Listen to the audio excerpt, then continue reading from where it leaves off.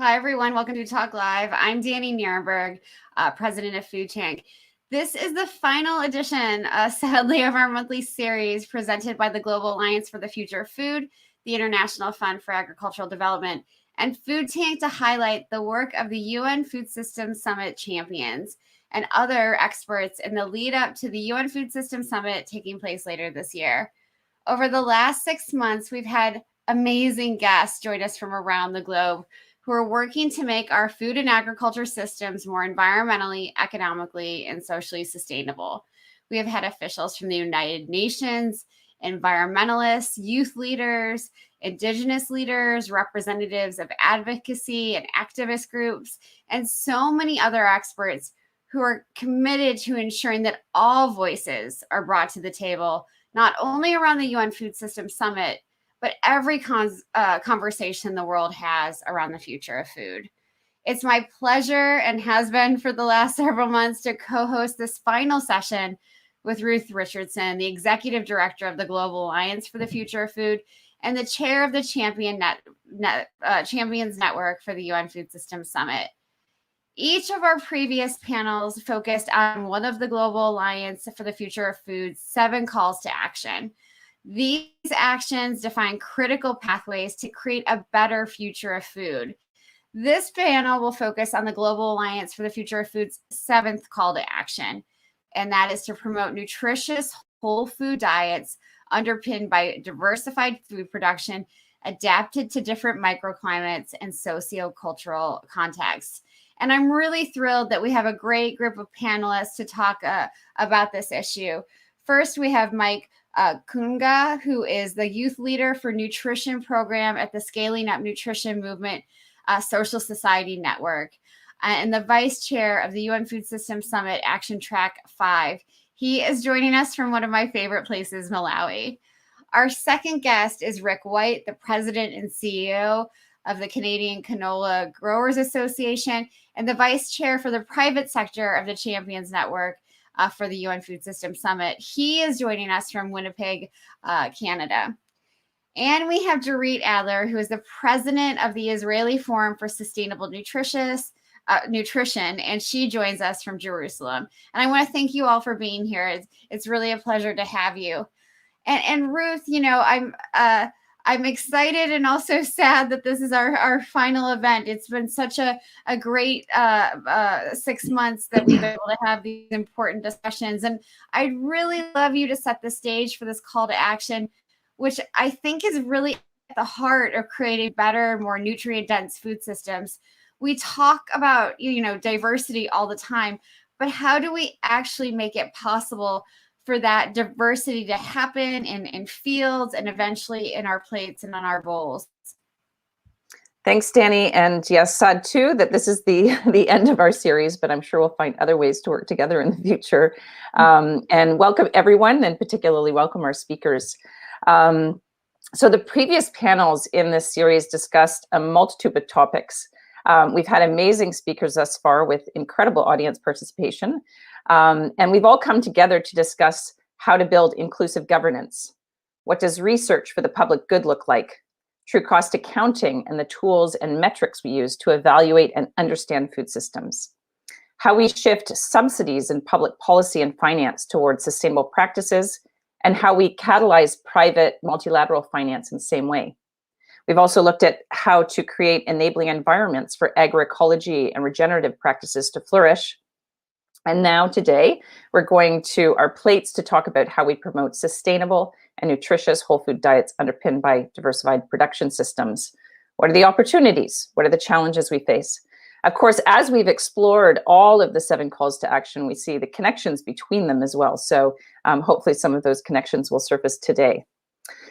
COVID-19 has caused so many of us to think more critically about the fragility of food systems. We saw supermarkets cleared out, markets shut down, terrible food loss and waste, vegetables rotting in fields, and a rise in the consumption of ultra-processed food.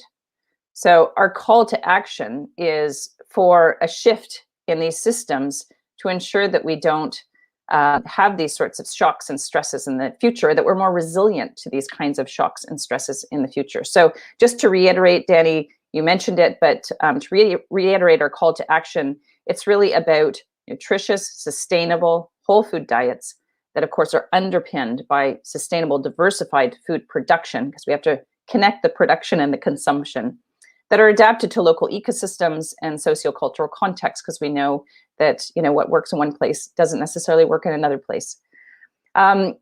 So without much more ado on sort of the context and the setup, would love to get into a discussion with the panelists.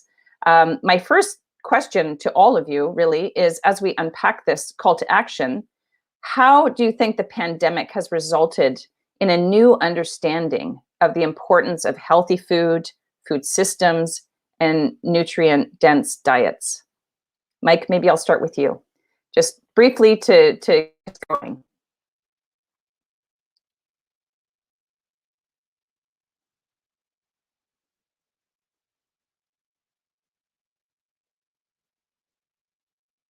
Mike, are you able to respond to that? How do you think the pandemic has surfaced issues around healthy diets, the need for whole food diets, and the greater attention on food systems? Oh, maybe we've got Mike frozen. While we try to fix that technical glitch, Rick, can I go to you? Sure, Ruth, and thank you. Yeah, I think the pandemic has certainly shone a light on maybe some of the vulnerabilities of our food systems in certain parts of the globe. Some areas have done better than others, but I think really what it underscores is the importance of resiliency from whatever impact and disruption that may occur. This one was a pandemic. I think we need to learn from that, because this has not been good in some areas. Others have come through a lot better shape. But I think we need to learn from that to prepare for the next major disruption, and resiliency. We've talked a lot about that. Is extraordinarily key in this, to ensure that people get fed nutritious food even through disruption. Great, thank you. And like your emphasis on learning, an important thing we humans need to do as we go through things like this. Dorit, how about for you? What has the pandemic shone a light on in terms of healthy foods and whole food diets? I think the pandemic has shown us that even in such a huge crisis, the diseases which are nutrition related were those who led the biggest disease, the hospitalization and the death rates, yes?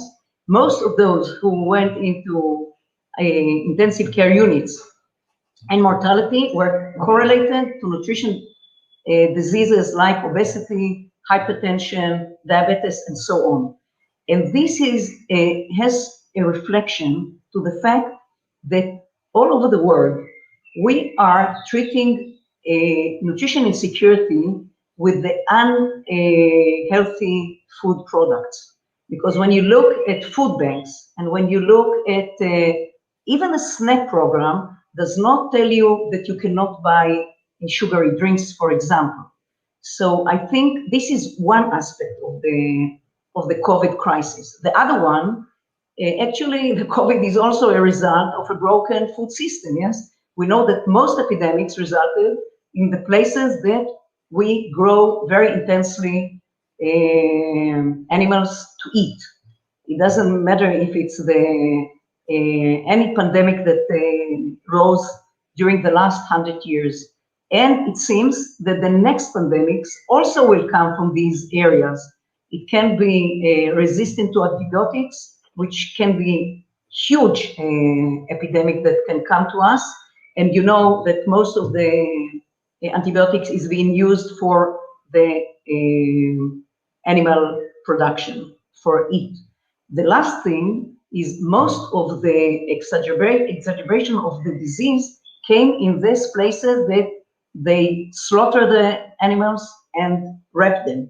So we can see that through all the food system, the nutrition, which is part of the Western diet, is responsible for the biggest problem during epidemics, but during everyday life as well.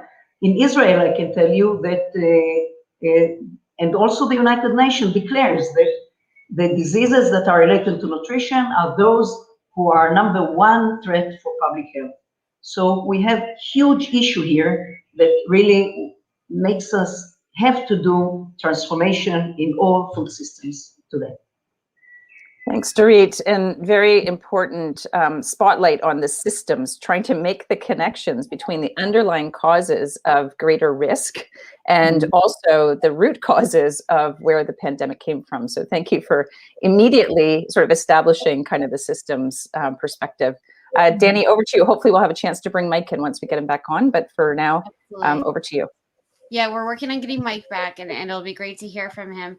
So, I mean, throughout the pandemic, there have been a couple of words that have really stood out, and I've just heard a few of them. One is disruption, the other is resiliency, and the other is pivot. And so many organizations and individuals and institutions and farmers have had to pivot in this time to get back the resiliency to make our systems less prone to disruption. And I'm wondering, Dorit and Rick, what are some of the barriers that are preventing greater, a bigger shift to adopting more nutrient-dense diets? What is keeping this from happening? I would say the most important thing is that for us today, for the world, food is another commodity. And it's not another commodity. It is a right, a basic right, and it's a necessity for survival. And when you're looking at food as another commodity, the bottom line is the one who pursue every policy around the food system. And we need to transform it because we can see, even in the United States, you know, there came a call that actually the nutrition, the harming nutrition today is actually a threat to the national security because 70% of the adolescent 17 to 24 cannot even cannot go to the army mostly because obesity, for example. Every second person in the United States is either diabetic or pre-diabetic. And in Israel, every fourth person in the lowest socioeconomic class is diabetic. So what prevents us from transforming is mostly the notion that we need to lower the prices of food, and the leaders of this attitude are economists who never met us. And I can share with you, which is really very moving, that because of the first independent food system dialogue that we actually led, the Israeli Forum for Sustainable Nutrition in Israel, and then now we are leading, we are sharing and helping the national food system dialogue in Israel, which is amazing. It's for the first time that economists, it's all government offices, but also from the treasury are joining.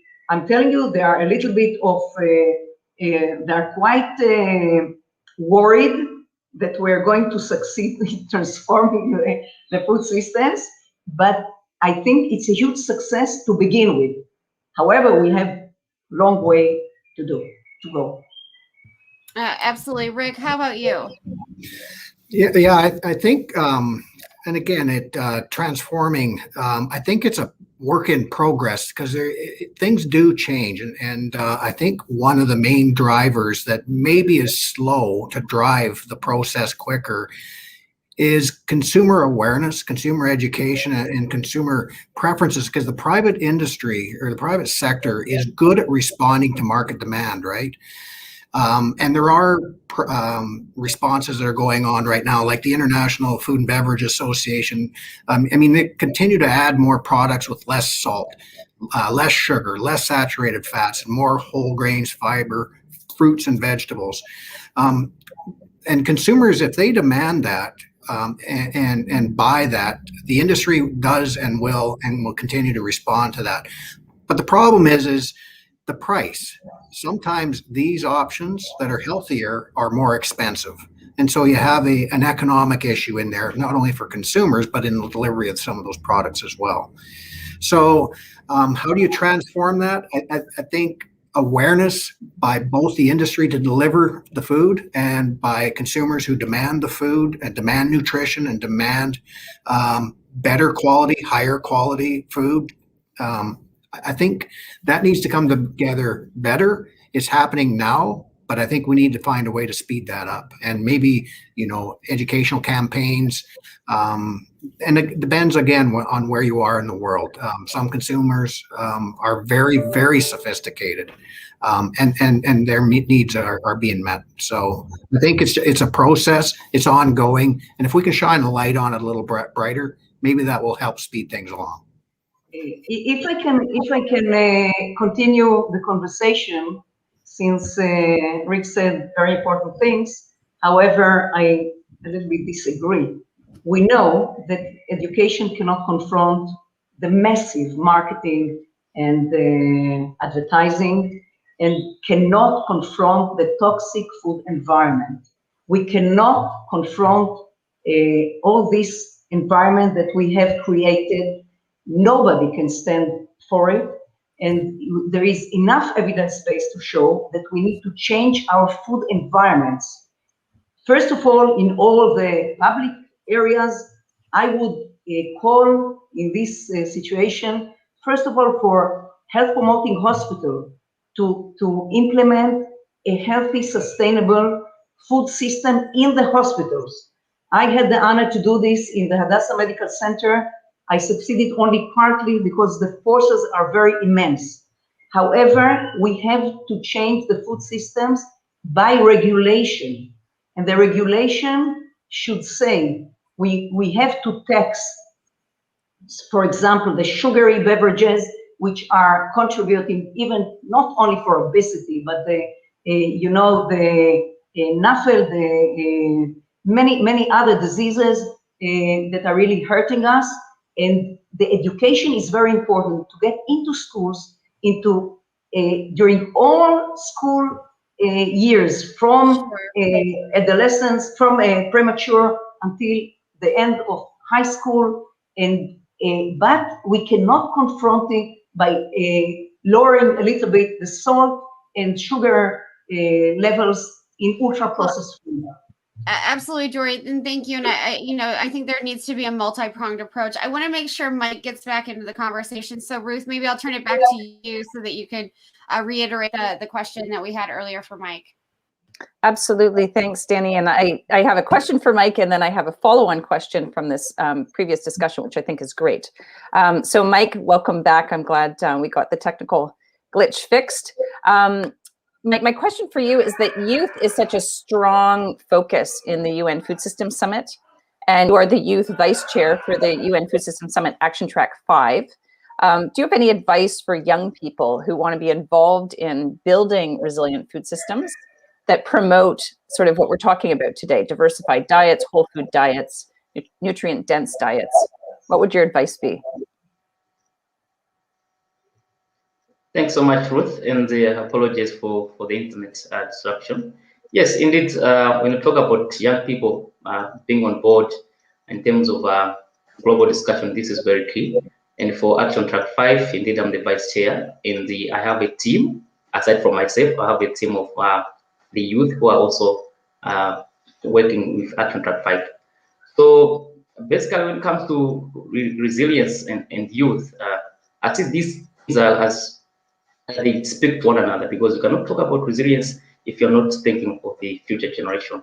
And the future generation will be the one who will be key in order to sustain our efforts, in order to account to what the actions we're making today. So a very good advice that I can give to my fellow youth outside is to make them available, connect through various networks and platforms that are already there. The UN Food Systems Summit being one of them, has shown great commitment in terms of youth involvement, because I'm the vice chair, and it has also laid a number of platforms where young people can do engage. So I would advise them to expose themselves, get connected to almost all the avenues that are working on food system as well as climate change. Sure. Over to you, Ruth. Yeah, thank you, Mike. And stay tuned, because I have another question coming for all three of the panelists to build on the previous discussion, which, was sort of a tension between consumer demand and focusing on consumer demand versus kind of the environments and policy and regulation that's needed to create an environment that is conducive to those decisions. This is something that I've been fairly vocal about within the summit process, which is a focus on choice. And when the issue of choice comes up, I always say, yes, that's very relevant for people like me who live in Toronto and have the choice. But when we look at the numbers of the food insecure around the planet, when we look at those within large metropolitan areas that are in food deserts, when we look at the price of food that disallows people to buy healthy food, a lot of people don't have any choice. So my next question is, what about them? And so for the food insecure, in the past, we've mostly focused on yield and income and very particular metrics. But we know that we also have to look at equity and health and access. These are really strong themes within the summit, very fortunately. So how do we make sure that we're embedding those values in our approach to these very tough issues, and ensure that we're thinking about those that are most vulnerable? So Mike, maybe I'll start back again with you, just for your perspective on this question. Well, I think that's a very good question, Ruth, as you have said. First of all, I think you rightly said that much as we do have a choice in terms of the food which you can eat on the table, but there are others who doesn't even have that choice. So, which is very key, and we need to think of them.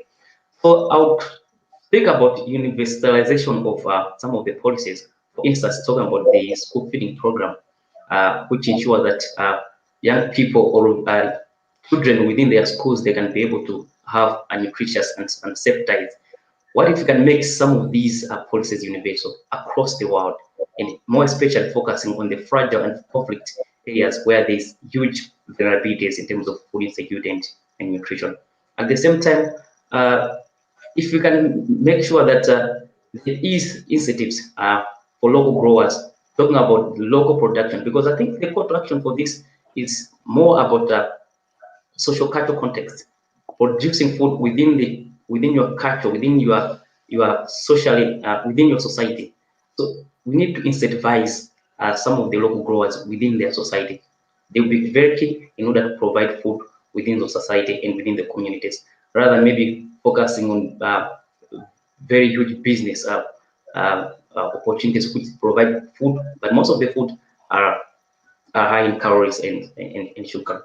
So I think we also have to think for local growers and local producers in terms of food systems.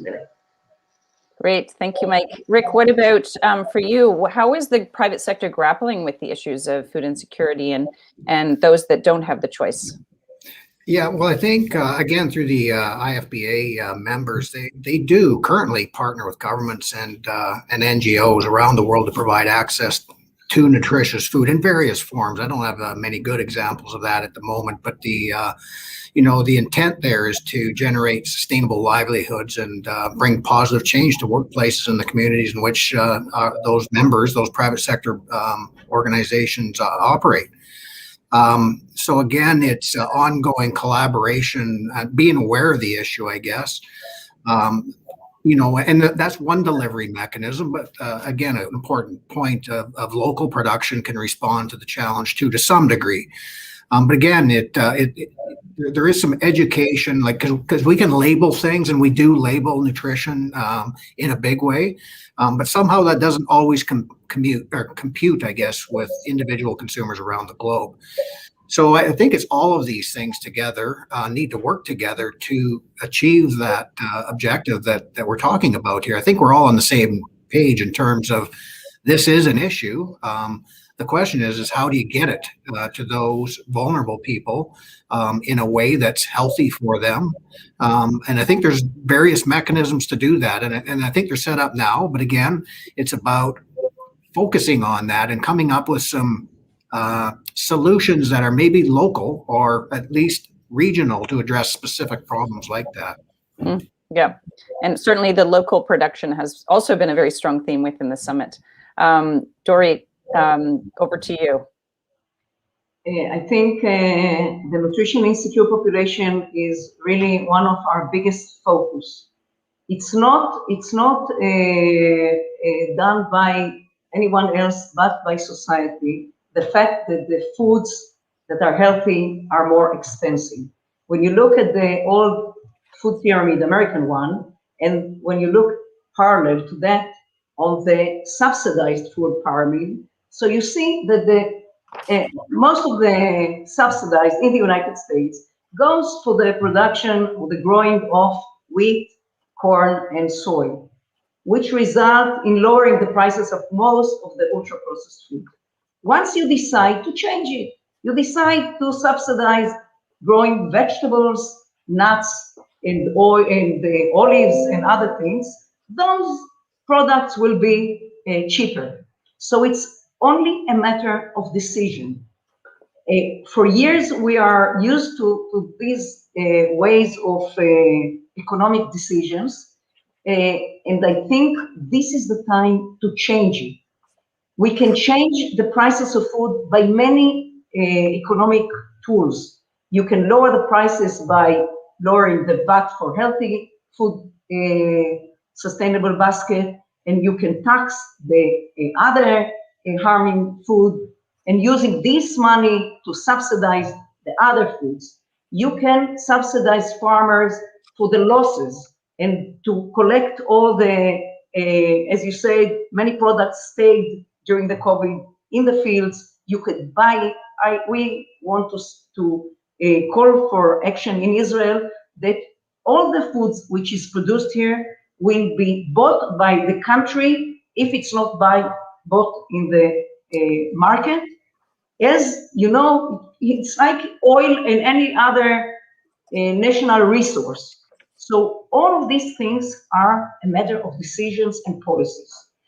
In Israel, unfortunately, we do not have any a budget for the nutrition security, like you have the SNAP, the WIC, and which are huge budget in the United States. And I think one of the call for action should say, we want to turn the healthy, sustainable, basic food basket as the core of any policy for nutrition security, for incentives for the farmers, for incentive, whether to give tax reduction for industry, whether it contributes the excess food it produces. We do not want them to contribute these harming food to the nutrition insecure. Only the foods that carry today the green label in Israel, which goes together with a healthy food Mediterranean diet. So I think it's not something that we cannot confront. It's a matter of decision. This is why I think this food system summit is so important, and I think it can be a game changer for all of us. Thanks, Dorit. Very important points. Appreciate all the comments from the panelists. Very interesting. Some great themes in there. Danny, over to you to dig further. Thank you so much. And I think Dorit brings up some really interesting points about the lack of social safety nets. If the pandemic, it revealed so many things, but I think there's a lack of social safety nets for making sure that people have access and can afford healthy, nutritious, nutrient-dense diets.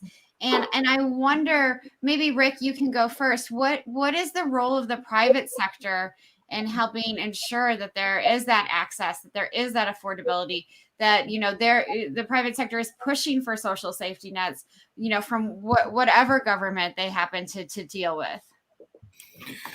Yeah, I mean, I don't think the private sector can do it alone. So I think it needs to be in partnership with government authorities to somehow make it affordable for consumers within a region. I'm an economist, so I'm going to push back just a little bit on the idea of subsidizing and taxes. The problem with subsidization, we've seen it all over the world, even in Canada, even on my own farm.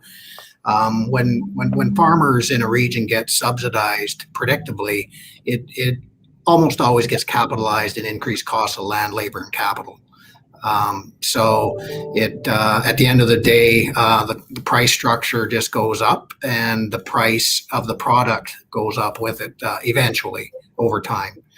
So I think there's a different, like, I think the social safety net aspect of this needs to stay with the government, and the private sector, I think, has a role to play in partnership with that. But I don't know of a real mechanism other than, like, there to help, there to provide expertise, there to provide knowledge and even resources. But again, I think it needs to be coordinated through government officials of some sort to make that happen on the ground in certain regions.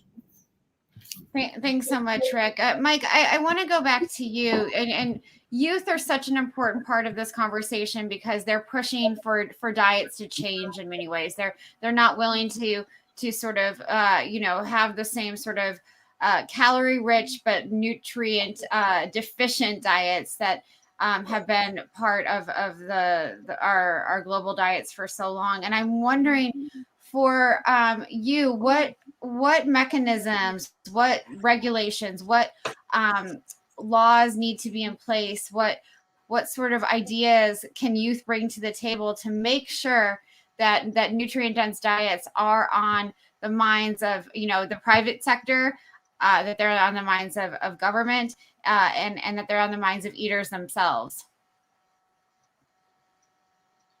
Perfect, Daniel. I think you have quite said a lot, and I'll focus much on this global movement, the Youth Pledge, Action for Food, Action for Change. There's been an initiative which has been developed under, again, Global Alliance for Improved Nutrition and Food Foundation. And it's growing because young people are getting involved right now. And they have listed 17 key actions which business, private sector, have to them forward when it comes to changing our food system. So this is in line with the UN Food System Summit as the way in support of the work of the Good Food for All Foundation.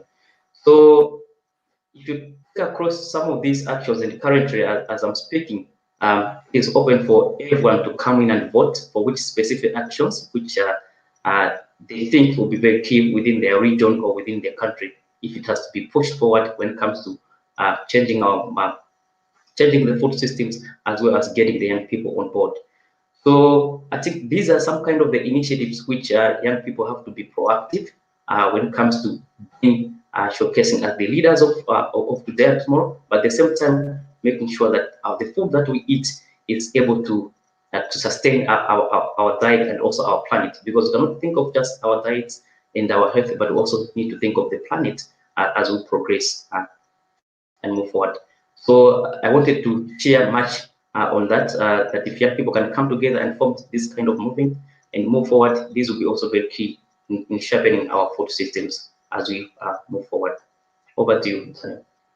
Sure, and I'm so glad that you made the link between planetary health and dietary health. I think that's so important, and youth are such a powerful voice in that. So thank you so much for the work that you do. Ruth, back to you. Thank you, Danny. So youth has been a very strong focus of the UN Food System Summit. Women have also been a very strong focus of the UN Food System Summit. So Dorit, I know you've got some experience and expertise in terms of women's health. And can you just speak a little bit to how the gender issues connect to the issues related to healthy diets? You're on mute. Yes, we know that women's health, especially during pre-pregnancy and pregnancy, actually dictate or programs the risk of their fetus to suffer from the obesity, diabetes, heart diseases while they are grown up. This, in addition to the harmful situation of obesity or malnutrition, which comes together in many times on the fetus itself during pregnancy and during labor, and also influences the women itself. So the health of the women, the nutrition health of the women actually has huge impact on the health of actually all the globe population, we can say. And it's crucial that the women is being given the best nutrition, healthy, of course, sustainable. Unfortunately, for example, in Israel, and I know it's in many countries, the chance of a woman to suffer from obesity when they are in the lower socioeconomic class is double than that of women on the upper classes. That means we have here huge vulnerable population that we need to take care of. Of course, they are a big part of the nutrition insecure population. And this is why the nutrition support that we give for the nutrition insecure population is actually like a remedy. And if we give nutrition which is unhealthy, we actually harming not only the women, but the next generation as well. So I think it's really critical that we take care of the whole population, but women during their fertility years, it's even double critical to take care of. So this is one point. Of course, livelihood of women during the all over the food system is also a crucial part, and we know that globally women are also part of the farmers, of the cookers, and all these things. And we know that when we give even microfinancing to women, they do marvelous things. So I think they should be a huge part of the solution. Back to you. Yeah, Dorit, I'd just like to explore this a little bit more, and then I'm going to pull in Rick and Mike as well. You know, again, building on the themes of the summit, just as we're getting closer and closer to the pre-summit and the summit, you know, one of the things has been this issue around food as a commodity versus food as a human right. And I think, you know, within many of the UN conventions and agreements, you know, food is held up as a human right. And it's a framework that I think many feel are very, that, you know, a framework that is very helpful in terms of thinking about pathways forward. So how is this framework helpful and useful? I would love to hear from Dorit, you first, just in terms of your work in Israel and thinking about policy and part of an organization that can really advance these. And then also would love to hear from Rick and Mike from their corners and vantage points. So Dorit, first, you know, answer from you. I would like to show you a little bit of the Israeli Fund for Sustainable Nutrition, because I think it's a model maybe for globally. We are an NGO which gathered where professionals around the food system, I think it's the only one in Israel, I don't know how many are in the world, from genetically seeds through agroecology, nutrition, economy, and so on and so on. And we are working to gather the evidence-based information, monthly meeting, open to the public. We never got donation from actually from anyone. We are volunteering for 6 years already. Most of us are PhDs and postdoctoral from academia and from other organizations. And I think because we are so clear and we have no interest but the public and the health of the public, we are very influential in the Knesset, which is the Israeli Congress, in writing position statement. We wrote, I think, maybe 6, 7 position statements only during the COVID crisis, alarming the fact that Israel, it's not sure that we will have national nutrition security if the COVID continues and maybe countries will stop export. There is huge importance for Israel. Israel is very unique because it's it's not an island, but it's economically an island, to keep our farmers and our agriculture. As you know, Israel is leading in a great agriculture systems and research and so on. We think we have to keep huge investment in research, in nutrition, in agriculture, and supporting policies which are really for the public. It's not simple, I must tell you, because most of the even NGOs are getting money from industry, and in many cases, it's very hard to promote the policies that are really needed today to tackle the obesity, the malnutrition, and the crisis of the climate.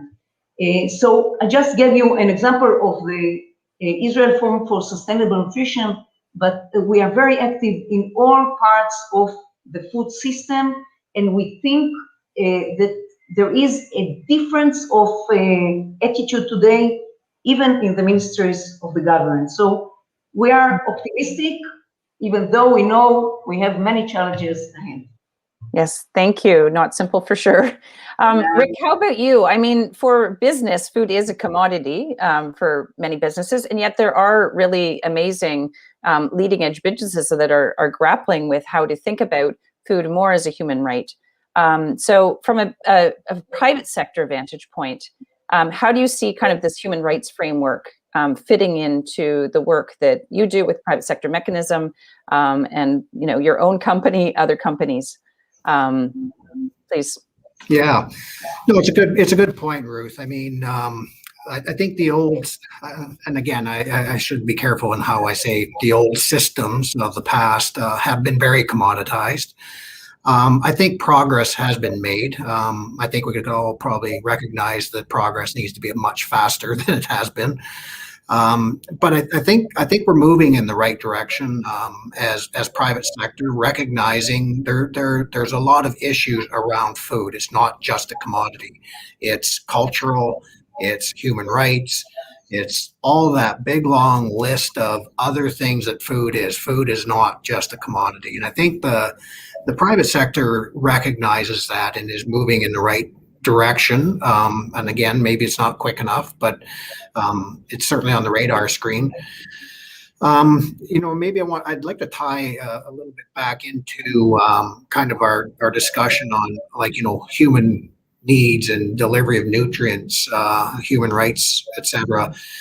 Just to remind, I think one thing that kind of falls through the cracks in my view is, and it's maybe not falling through the cracks, but it's not getting as enough highlight are the CFS, the Committee on World Food Security guidelines, the voluntary guidelines on food systems and nutrition.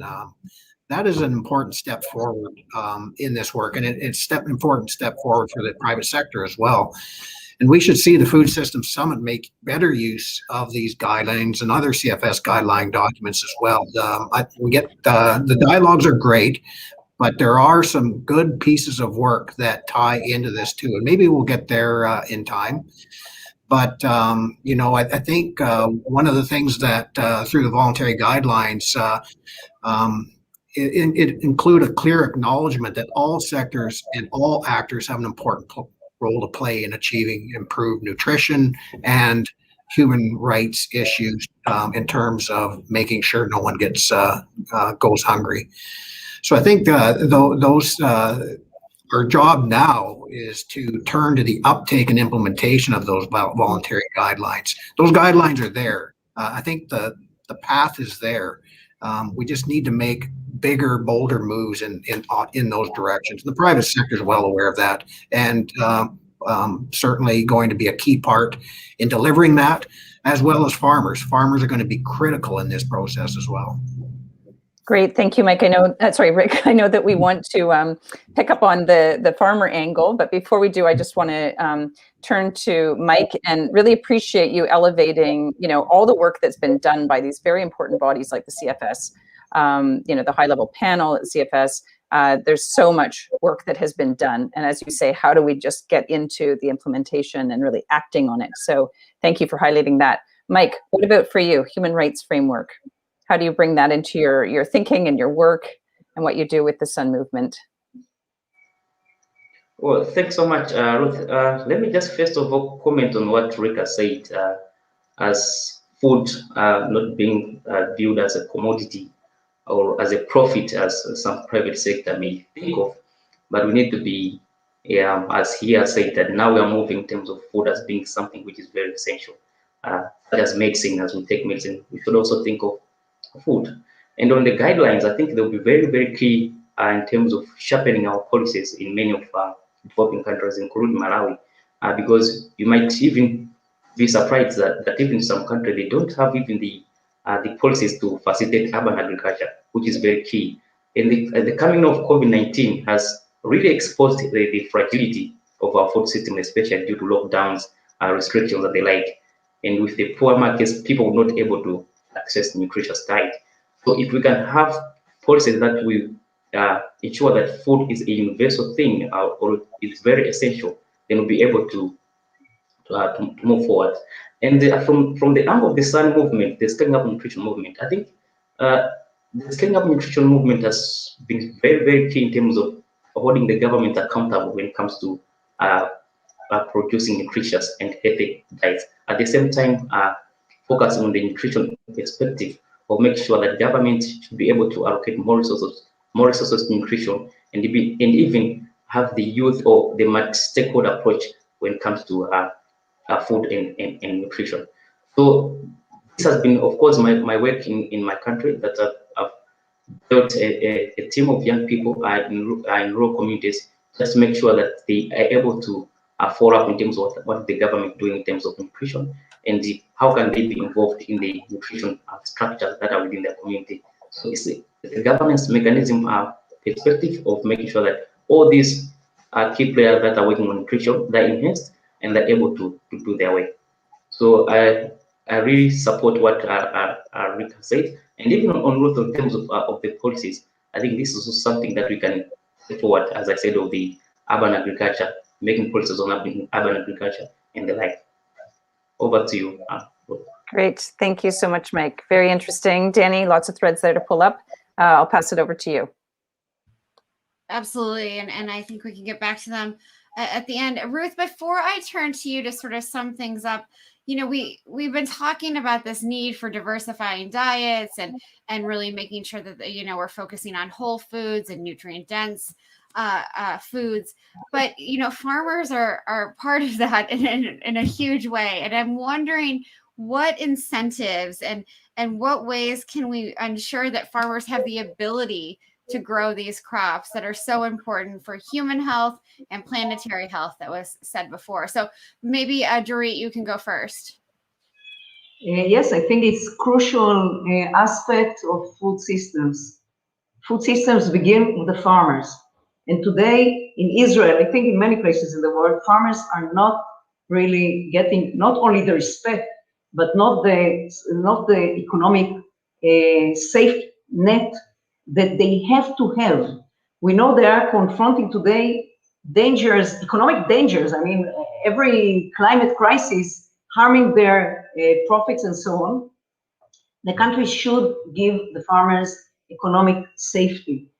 We think we need to give incentives to the farmers to grow the healthy basic food basket. That in Israel, it's more based on the Mediterranean diet. We know in Israel, for example, I can give you just an example. Israel is producing all its fresh food, including vegetables, fruits, half of its lentils, and all the poultry, milk, and so on. But it's importing 80% of the calories because it's importing sugar, fats, and the grains. The grains are going for half to feed the animals for meat for consumption, and the other one is besides the grains for bread, it's going for all the confectionery and all the ultra-processed food. Why I'm telling you this? Because if we give the right incentive to the farmers, today they can support Israel with a whole healthy, basic, sustainable food basket.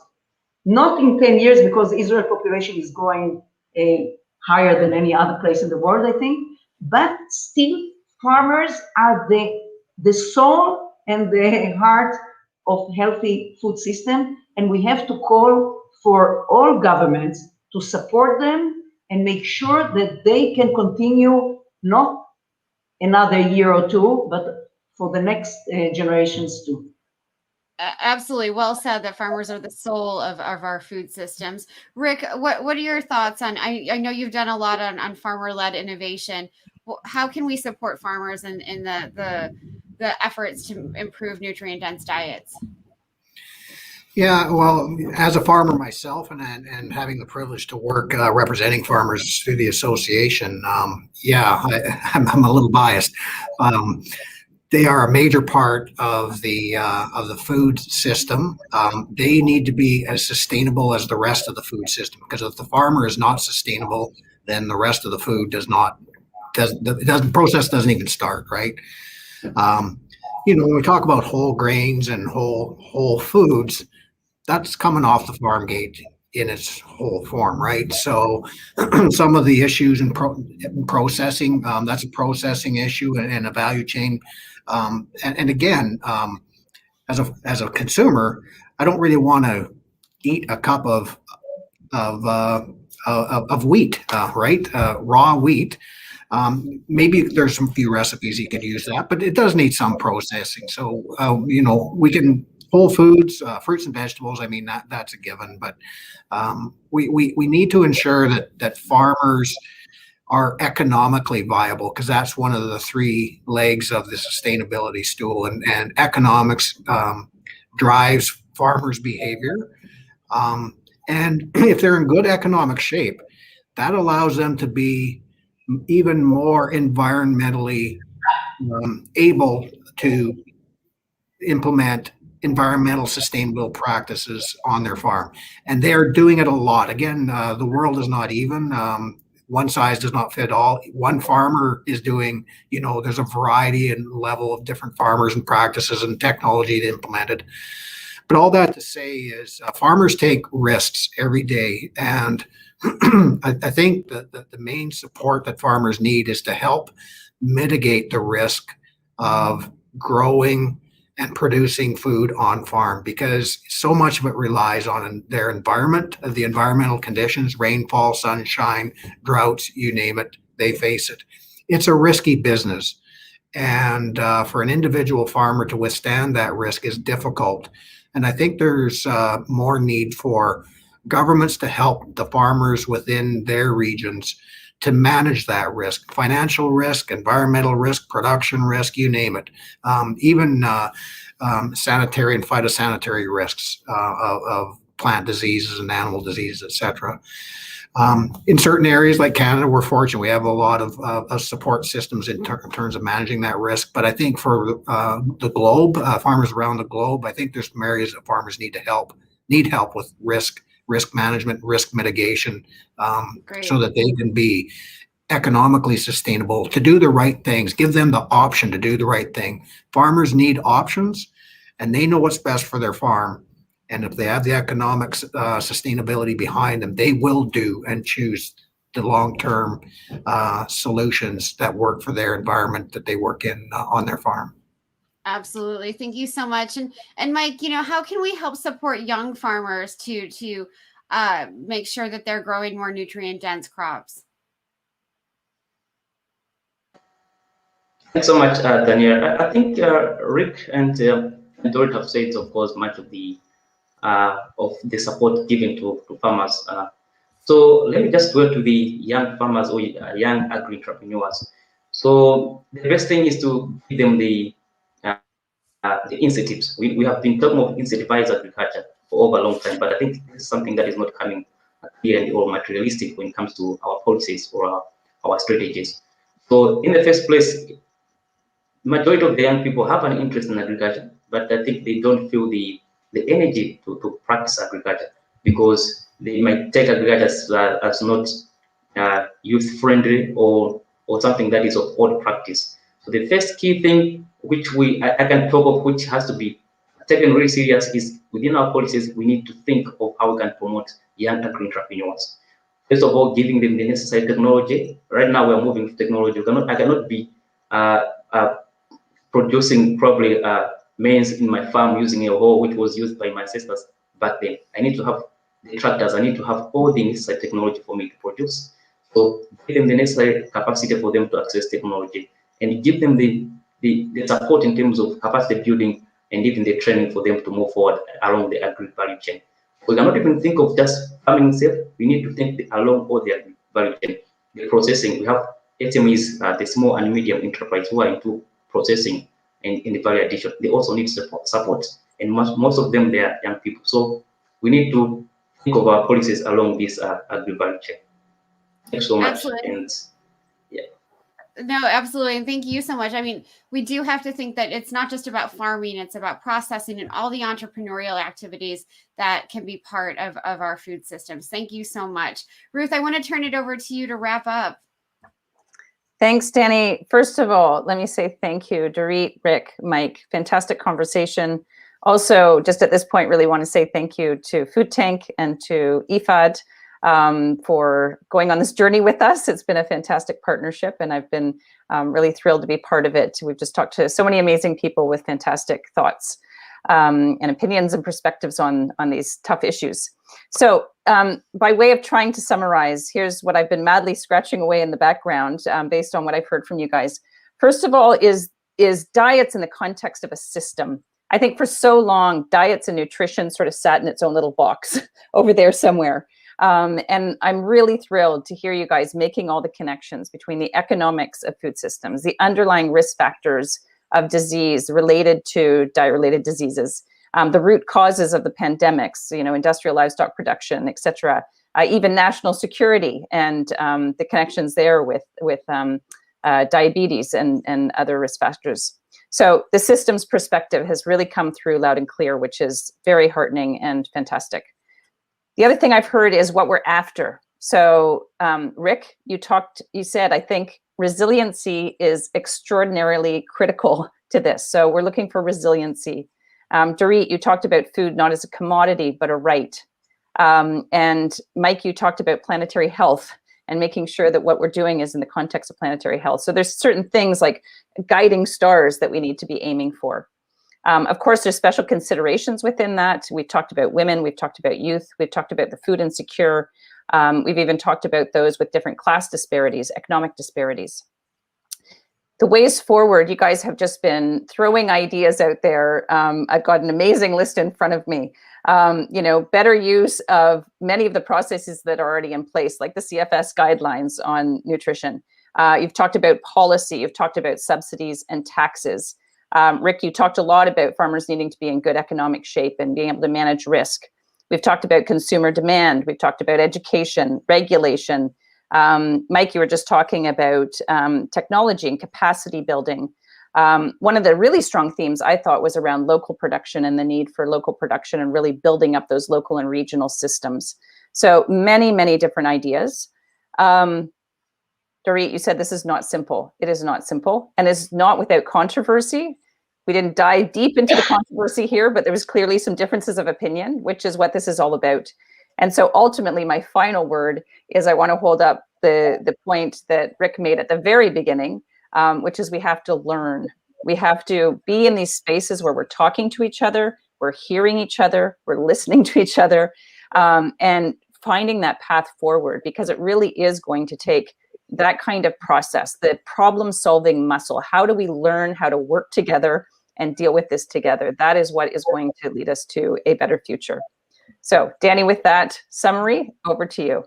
Thank you so much. And what a great summary, Ruth. You've been extraordinarily brilliant at summarizing these discussions, and I'm so grateful to you. I'm grateful to our panelists. I'm a little bit emotional. This is our final event in this series, and it's been such a huge honor to partner with the Global Alliance for the Future of Food, and especially mine, Ruth, and the International Fund for Agricultural Development that made this series possible. Food Tank is incredibly grateful for all of the experts, the UN Food Systems Summit champions, and so many other experts who've been involved in these discussions. And I'm just literally blown away over the last 6 months. I've learned so much, and I'm really looking forward to what happens in July and in the fall when the UN Food Systems Summit takes place. And we have all of these issues really on the table, and we're bringing so many voices to the table. So thanks again to all of you who have been watching these events, and to all of the experts again who have contributed. Please stay safe and well, and I hope we can do this again in person the next time. Thank you all.